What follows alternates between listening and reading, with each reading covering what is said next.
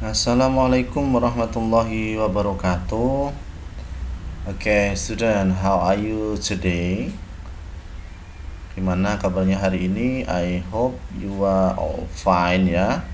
Saya harap kalian hari ini sehat semuanya sehingga bisa mengikuti materi ini dengan baik dan pada akhirnya nanti bisa memahami apa yang akan saya sampaikan pada hari ini. Oke, baiklah. Today we're going to discuss about passive voice ya. Kita akan membicarakan tentang kalimat pasif itu seperti apa. Jadi secara umum perlu kita ketahui ya, kalimat pasif itu patternnya, polanya adalah subjek diikuti dengan to be, kemudian setelah itu diikuti oleh kata kerja bentuk ketiga. Nah, kata kerja bentuk ketiga itu bisa berupa regular verb ya, bisa dari irregular verb. Kalau yang regular verb itu misalnya dari verb 1 open, misalnya open, jadi open gitu, opened gitu tulisannya. Kemudian verb 3-nya juga open atau opened gitu tulisannya ya. Kemudian kalau yang irregular verb misalnya contohnya makan ya. Makan itu kan eat. Kemudian verb 2-nya eat, at gitu tulisannya. Kemudian verb 3-nya eaten. Nah, itu namanya verb 3. Jadi nanti akan saya berikan itu daftar listnya irregular verb, nah nanti bisa dipelajari. Oke, kita lanjutkan ya. Ini jadi definisinya nih. Kalimat pasif adalah kalimat yang subjeknya dikenai pekerjaan atau dikenai perbuatan. Jadi misalnya contohnya kayak gini nih, perhatikan nih kalimat aktif nih. Cats eat mice. Ada subjek, ada verb atau ada predikat, kemudian ada objek.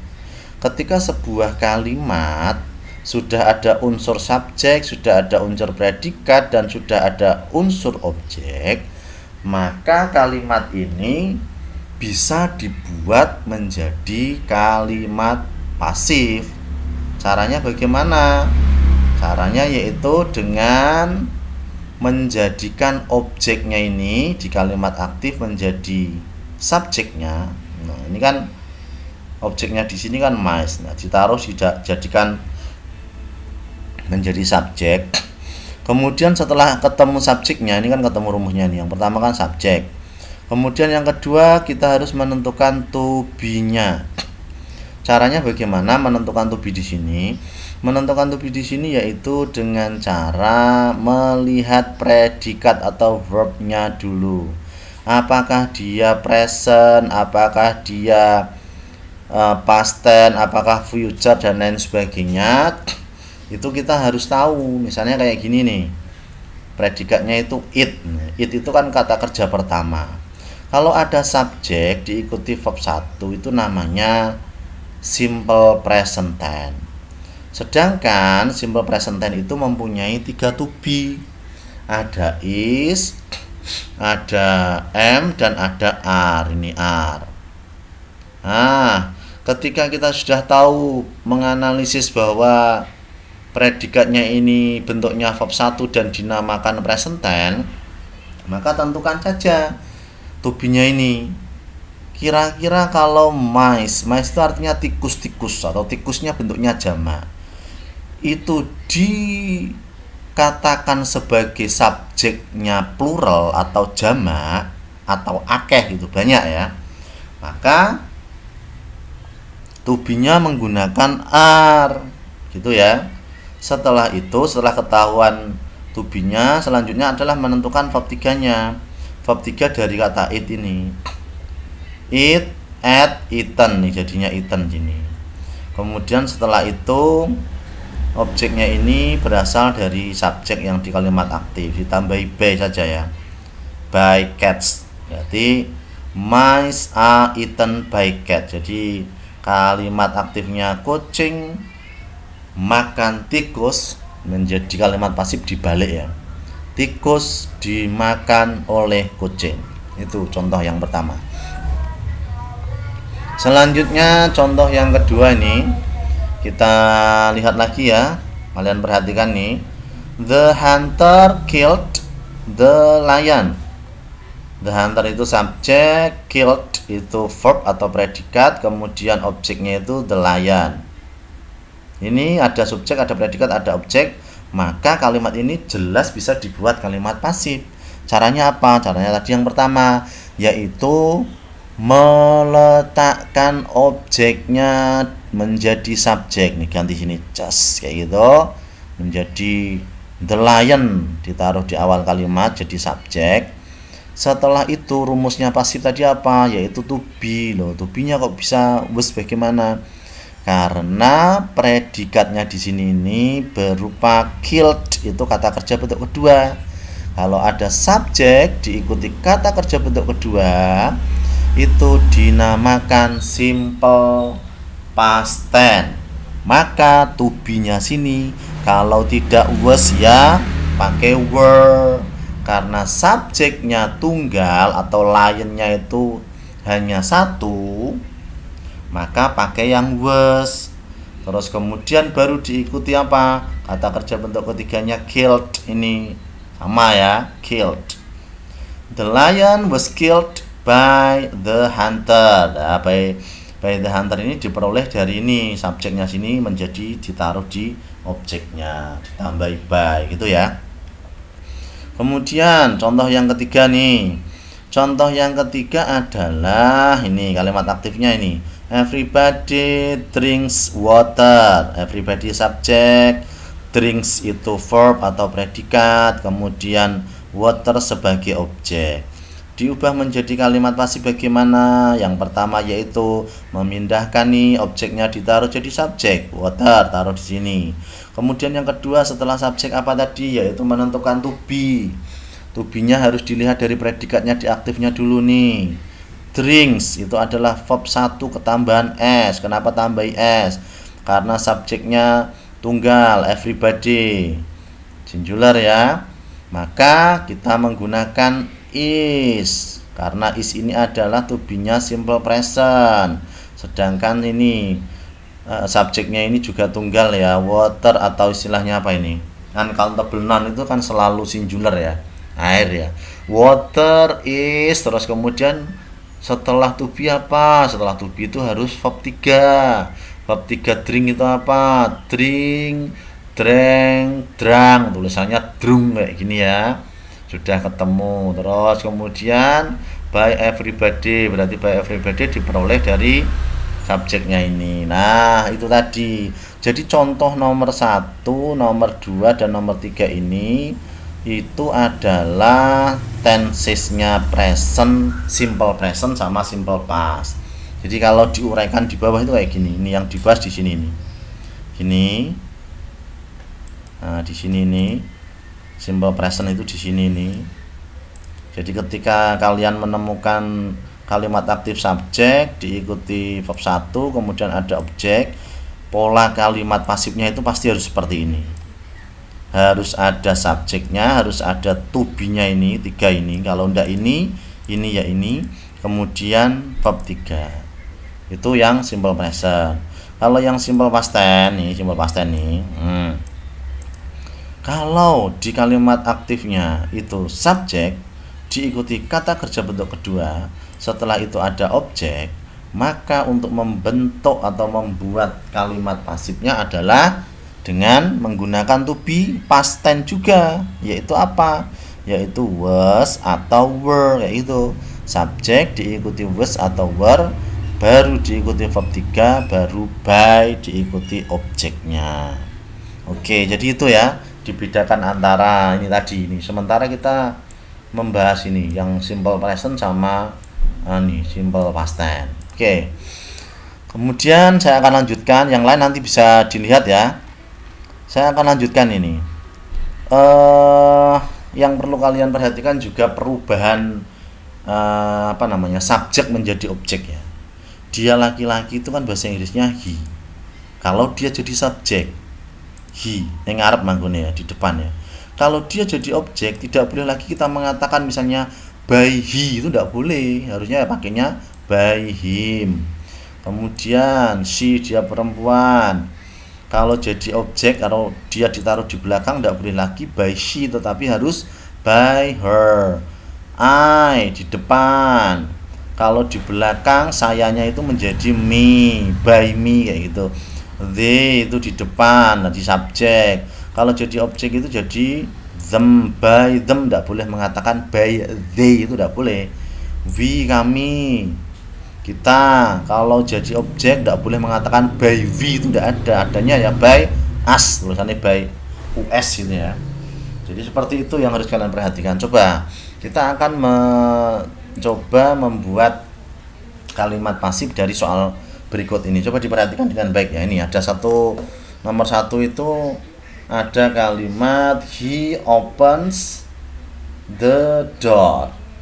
Pertama yang harus kalian analisis adalah apa? Yaitu menentukan subjeknya dulu. Lah, subjeknya diperoleh dari mana? Ini dari objeknya kalimat aktif. Jadi tulis ini the door. Nah, setelah subjeknya ketemu, sekarang kita akan menentukan to be-nya. Nah, ini dilihat dulu. He opens. Nah, kayak gini. Ada verb 1 ketambahan s, mesti jenengannya present simple present tense. Maka pasti nanti butuh to be. Kalau ndak is, am, are menyesuaikan dengan subjeknya. Lah, kira-kira nih, kata the door ini apakah tunggal atau jamak? Kalau jamak mesti bilangnya gini, the doors, ada s-nya gitu ya. Kalau hanya the door, door-nya pasti satu, maka to be-nya is kayak gini. Setelah to be-nya ketemu, kemudian kita tentukan open itu kata kerja ketiganya apa ya. Karena ini bentuknya bisa dihitung atau regular, kok bisa dihitung, beraturan, regular verb, maka tinggal nambah ed pada kata ini. Open aslinya kan gini, tinggal gini, open, kemudian by, ini cari nih he kalau di depan, kalau jadi objek jadi him. Oke, selanjutnya nomor 2, Hana opened ed ya. Od itu pasti past tense bentuknya regular verb. Kita tulis dulu the window. Sudah, tinggal menentukan to be-nya. To be-nya simple past tense itu kan ada 2. Kalau tidak was ya were. Sekarang kita lihat the window itu tunggal atau jamak.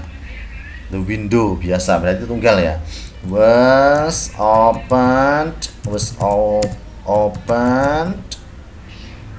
by Anna. Oke, lanjut. Sekarang nomor 3, she pays a lot of money. Dia membayar banyak uang. Kemudian kalau dibuat menjadi apa?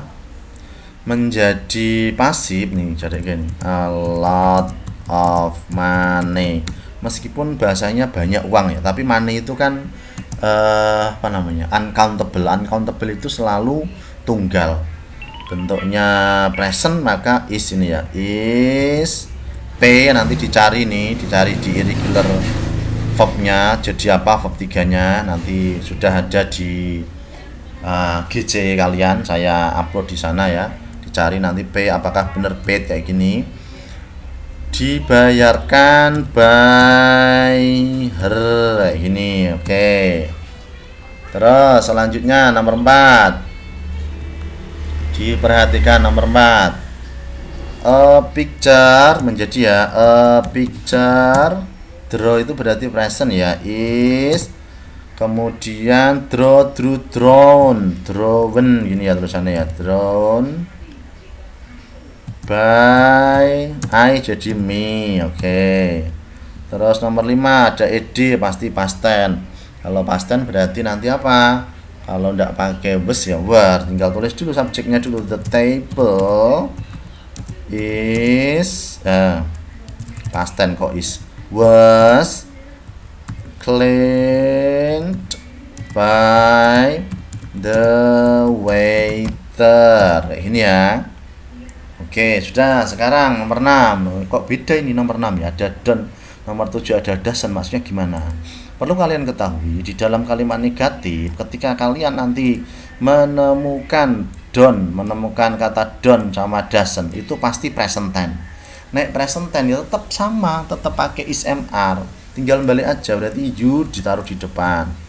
You to be-nya apa kalau present? To be-nya are. Tinggal nambahin not. You are not help, jadikan verb 3 helped by them. Kayak gini sama. Ini juga sama, the book.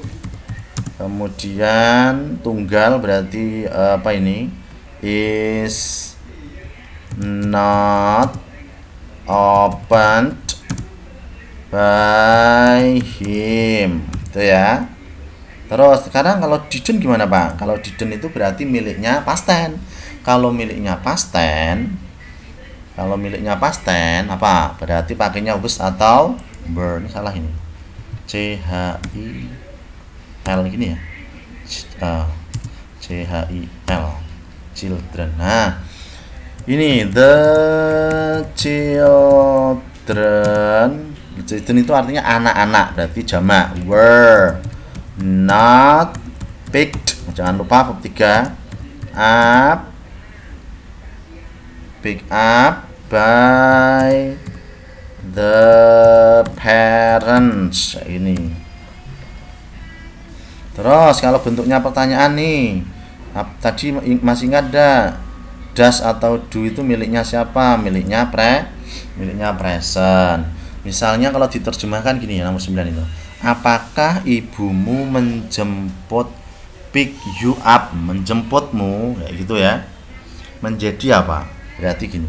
Apakah kamu, are you picked up, kayak gitu ya, by your mom. Nah, ini kalimat pasifnya pertanyaan kayak gini. Terus nih, terjemahkan dulu.